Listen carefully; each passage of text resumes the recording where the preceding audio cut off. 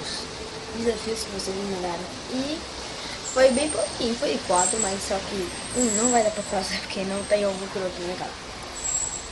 E então, vamos pra lista. E o primeiro desafio é comer uma colherzinha de sal. Nossa, tá molhado aqui ainda. Comer uma colher de sal. Olha o negóciozinho. Vocês me mandaram esse desafio, velho.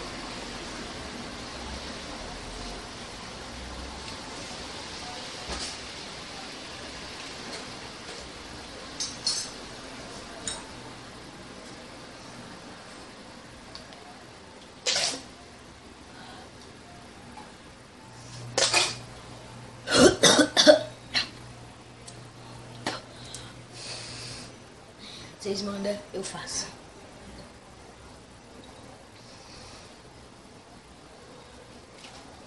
Vamos para o próximo desafio. O próximo desafio é beber óleo. Tá vendo? Ai, meu pai do céu. Para de jogar uma vez. Nossa, velho. Nossa, velho. Nossa. Cheiro. Oh, mano do céu. Eu tô tremendo, velho.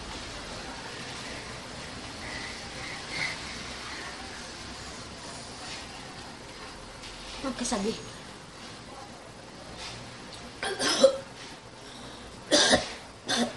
Tá.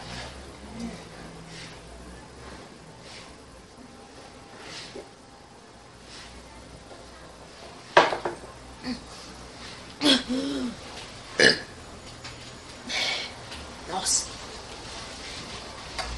Nunca mais vou tomar óleo, velho. O próximo desafio espera. Agora o próximo desafio, comer açúcar. Eu não posso comer muita coisa doce. Meu amigo. Meu Deus do céu. Comer açúcar, velho. Mano, olha isso, velho. Enchi a colher. Segurar logo um copo de água logo, velho.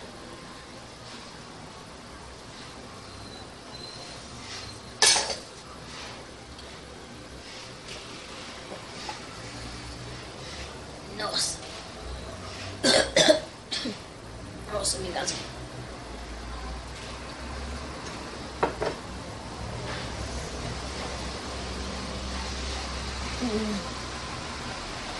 Eu juro que seria muito ruim. Então, bom, galera, o vídeo de hoje vai sair por aqui. Então, espero que vocês curtam.